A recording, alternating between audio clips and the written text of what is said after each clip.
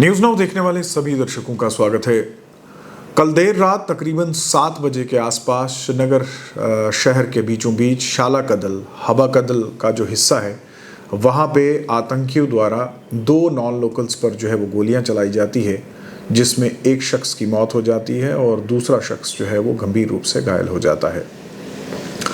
साल 2024 का ये पहला हमला, जिसे हम टारगेट किलिंग कहते हैं, 2023 में हमने बहुत सारे ऐसे हमले देखे थे। मुझे अभी भी याद है जब 30 मई को उधमपुर के दीपू, जो कि एक सर्कस में काम करते थे अनंतनाग में,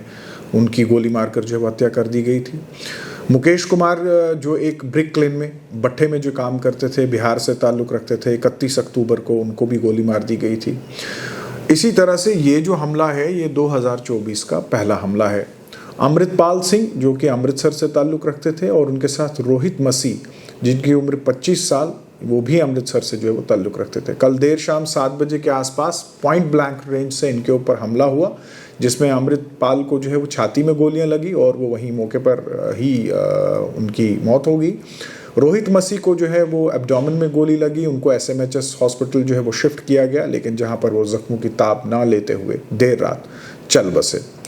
बताया जाता है कि अमृतपाल और रोहित मसीह जो थे ये दोनों तरखान का काम करते थे, कारपेंटर थे, टिम्बर के ट्रेड के साथ भी जुड़े थे और पिछले एक लंबे अरसे के साथ कश्मीर में काम कर रहे थे। आप जानते हैं कि बहुत सारे ऐसे कारपेंटर्स हैं जो अमृतसर से, पंजाब से रुख करते हैं जम्मू कश्मीर का, और पिछले कई लंबे अरसे से यहाँ पे काम करते हैं। ये दोनों भी जो थे ये इसी ट्रेड के साथ जुड़े हुए थे और कश्मीर में पिछले कई वर्षों से काम कर रहे थे। इस हमले में कुछ चीज़ें जो नोट करने वाली हैं, जिनको बारीकी से हमने देखा कि अमृतपाल जो थे ये सिख कम्युनिटी से ताल्लुक़ रखते थे, तो एक माइनॉरिटी कम्युनिटी को जो है वो टारगेट किया गया है। दूसरी तरफ अगर हम देखें तो रोहित मसीह जो हैं वो क्रिश्चियन कम्युनिटी से ताल्लुक़ रखते थे, और मुझे लगता है, जहाँ तक मेरी याददाश्त है,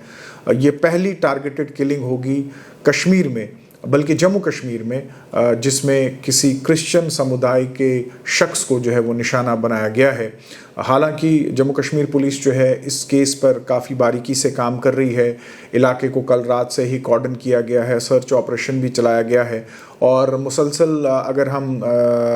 जम्मू कश्मीर पुलिस के सीनियर ऑफिशियल्स की बात करें तो ट्वीट के ज़रिए उन्होंने ये कहा है कि हमलावरों को जो है वो जल्द से जल्द अपने अंजाम तक पहुंचाया जाएगा, और ऐसे हमलों को खारिज करने के लिए, इनको नाकामयाब बनाने के लिए, विफल बनाने के लिए जम्मू कश्मीर पुलिस जो है वो हर मुमकिन कोशिश कर रही है। और ऐसे में आप जानते हैं कि आतंकी जो है वो सिचुएशन का फ़ायदा लेने के लिए, अंधेरे का फ़ायदा लेते हुए ऐसी सॉफ्ट किलिंग्स जो है वो करता है। लेकिन वहीं जम्मू कश्मीर पुलिस जो है वो पूरा कोशिश करती है, और उसके अलावा पैरामिलिट्री फोर्सेस की बात करें वो भी पूरा प्रयास करते हैं कि इस किस्म के हमले जो है वो वादी में ना हो। हालांकि एक तरफ अगर हम देखें तो देश भर में जहां लोकसभा इलेक्शंस होने जा रहे हैं, वहीं जम्मू कश्मीर में भी इलेक्शंस का एक माहौल जो है वो बन रहा है, और हम देख रहे हैं कि किस तरह से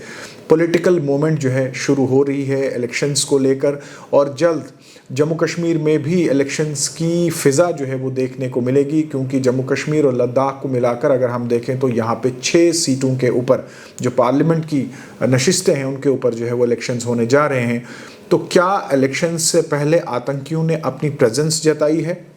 मैंने जब ये कहा कि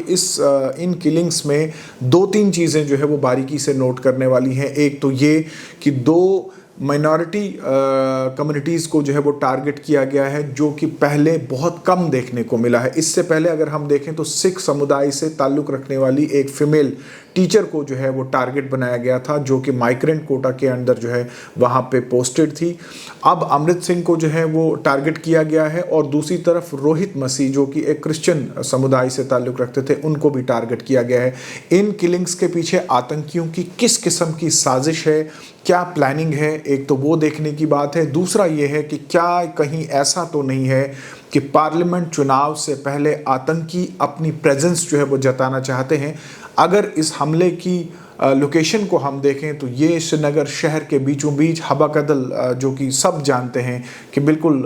श्रीनगर के शहर के बीचों बीच ये इलाका पाया जाता है, वहाँ पे इन्होंने हमला किया है। तो कहीं ऐसा तो नहीं है कि वो अपनी प्रेजेंस जो है वो जताना चाहते हैं, और इलेक्शन से पहले उन्होंने एक संकेत दिया है कि वादी में इलेक्शंस करवाने जो हैं वो कहीं ना कहीं मुश्किल होंगे, जैसे कि पास्ट में भी हमने देखा है कि आतंकियों ने इलेक्शंस में किस तरह से खून खराबा किया है। वहीं दूसरी तरफ Jammu Kashmir police, paramilitary forces और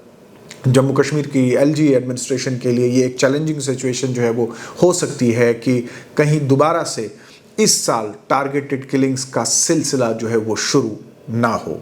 आप देखते रहिए न्यूज़ नाउ।